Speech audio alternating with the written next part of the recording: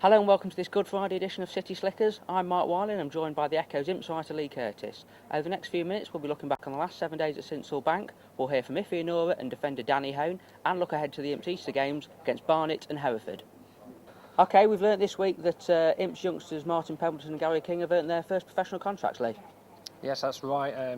Two very good, exciting prospects. Gary King came on for his debut last weekend, thought he did ever so well. Martin Pemberton's obviously spoken in high regard as well, good central midfield player.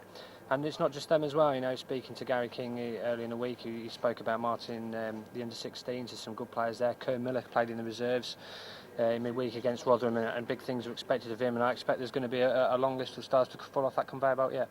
But I'm just wondering, what does that mean for like the over-30s club, people like Mark Starr, Gary Croft, Jamie Forrester, who are out of contract at the end of the season? Well, I still think they've got a role to play, but certainly, you know, like you say, they're still out of contract and there's still a lot of football to be played, you know, and certainly from my understanding that the decisions still haven't been made on whether they're going to stay next season or not. You would have to assume, though, that the fact that they're not playing, Gary Croft in particular, that they're probably not going to get offered a new deal. Certainly Mark Stallard's still open to debate, but I think Jamie Forrester could stay. I mean, reading between the lines, Mark Stallard and Gary Croft don't sound that confident they're going to get a new contract. No, and I think that's because if you go by the amount of football they've played, you know, Mark Stallard's flitted in and out. You know, he lost his place to Ben Wright for a while. Gary Croft, you know, Lee Ridley's come in, done an exceptional job. So, in terms of the left back spot, then I think Gary may have to look elsewhere. But certainly, you know, there's still a lot of football to be played yet, and perhaps, you know, Mark, if he comes in and scores a lot of goals, you know, perhaps he'll seal himself another contract because those decisions haven't been made yet. OK, we'll look ahead to the game against Barnet in a moment, but first here's assistant boss Iffy Onuora. Because Easter's such an important time, you know, you get a decent points total from your Easter programmes, and everyone gets excited whether if you're at the bottom, it gives you hope, but if you're at the top, it gives you hope, certainly. But because there's still that many points to play for, teams like ourselves in the middle, you can still start to dream a little bit. But so I'm not going to get carried away with that. I'm aware of that. I'm aware that, you know, a decent run of points in the next few games can take us forward, particularly maybe in the light of Rotherham's getting thrown back into the pack as well. So we'll just see how that goes. Credit to them, they punch above the weight. Certainly they've been in and around the mid-table area for most of the season, so they do okay.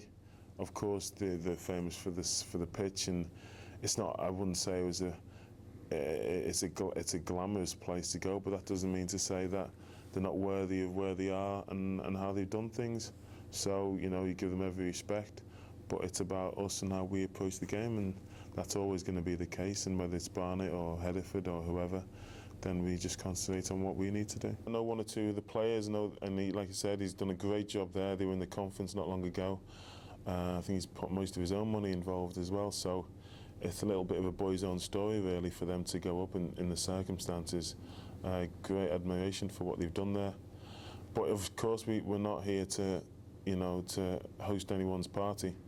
We're here to do our own job, so, you know, as much as I say I've got a regard for them and what they've done and the way they play. I've seen them once or twice, and they do try and play the way I think it should be played, the game. But we'll be looking to do our business. We're not going to sit back and admire anyone. We've got our own goals and our own points to play for. So that'll be our focus as and when that game comes round. Right, Leigh, if he still thinks the playoffs are on after Rotherham were plunged into administration this week and lost 10 points, what do you reckon? Well, it's not mathematically impossible yet, isn't it? So you've got to believe, you know, there's still something to play there for the end of the season. You know, I think if he's spoken quite strongly about how he'd like to finish the season as powerfully as they can. And certainly, you know, 6 points from the Easter weekend games, and who knows what can happen. Realistically, though, they're going to have to win every single game if they're going to make the playoffs. Yeah, well, I mean, let's get it straight. It is going to be a very, very tall order, but, you know, you're speaking to the players, you know, they've not ruled it out. You just say we'll have to wait and see what happens. But, you know, if you're a betting man, you certainly won't stick your house on them reaching the top 7. You won't be putting a 5 on it then? No, not in my betting track record, mate. No, not at all. Moving on, the Imps play Barnet on Saturday. I mean, they've got a great record against them in recent years, so it should be a cakewalk. Yeah, it's they've played. I mean, they've played them off the park early this season. I go back to last season's performance. Underhill was absolutely fantastic that day, 5-0. You know, absolutely superb. Played some great football, and like you say, they seem to have a good record in recent years. But you know, Barnet aren't safe from relegation. You know, unlike Lincoln are probably sort of just about there, but Barnet's still got plenty to play for, and you know, and that makes it a much more tricky test for them. Okay, we caught up with defender Danny Hone earlier this week, and here he is now. It's always going to be a big weekend, 2 games in 3 days, I think. So we got to have our wits about us, and hopefully, fingers crossed, we can get that 3 points and hopefully secure that safety spot. This both would be scrapping for their lives, one down near the bottom, one near the top. So we're expecting a similar kind of game-wise with how they're done a play, but we have to tackle the Barnet one a little bit differently to how we would Hereford, because Hereford would be a more footballing side. But I'm sure Iffy will get us out on the training ground and sort us out and make sure that we do give them a run for their money, both teams. Moving on to Hereford on Easter Monday as well. I mean, they're a very good side and probably one of the highly fancies to go up this season. Yeah, I mean, we played them earlier on this season. We're a bit unlucky with Crofty getting sent off and stuff. And if he didn't get sent off, then it might have been a different game. But hopefully we can upset them a little bit and put the nose out of joint a little bit with their promotion race and help us climb a little bit closer to them. And I suppose, but you and Leigh particularly are very tight-knit, aren't you, in terms of not giving the opposition too much? You know, you seem to play, you've got the height, Beavers has got the pace, you seem to be a good partnership in that sense. Yeah, it works in that sense. Like Saturday when Dickinson got through, Beavers got back, or when it goes over Beavers' arm round, it works quite well. How did you gel together immediately? Did you work on stuff in training, or? Yeah, we're always working on defensively stuff in training, so we got to know each other through that, and just through games, just watching each other play and stuff, and then just actually playing with each other helps a lot. Okay, after the Barnet game, it's Hereford next up on Easter Monday. Leigh, they've defied expectations this season. I was expecting them to be near the bottom than the top. Yeah, I think you've got to take your hats off to Graham Turner in that respect. I think he's done a fantastic job there. He's manager and chairman. I think he made some very good signings in the summer. He brought in Lionel Ainsworth, who was a very good winger from Derby.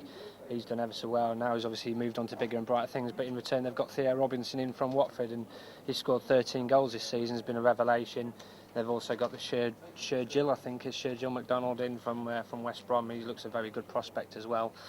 And they're a threat, you know. They've got some good young players as well, and you know, they're a good side. And I think they'll finish in the top 3 this season. I do. Okay, it's prediction time, Leigh. First of all, how's it going to go against Barnet? Oh, it's going to be a tight game, but I think Lincoln have, apart from obviously last weekend's game against Stockport, they were in very good form. And I fancy them to get a result against Barnet. I think, although Barnet are still fighting against relegation, I think Lincoln are in good enough form to go there and get a 1-0 win. And what about the Hereford game? That one's a bit trickier, I'm afraid. I think Hereford have got a lot of quality up front. That's going to be a very difficult test. But I think it'll be a good measure of how far Lincoln have come in recent months. But the way Hereford are going and the way they're doing at the top of the table, I think Hereford will sneak a 1-0 win. Okay, that's it for this week's show. If you can't get to either game over the weekend, you can join me for the Big Match Live, which you can access on sportsecho.co.uk. And don't forget, you can read all the analysis from the weekend's games in Monday's newspaper. Happy Easter. Cheers.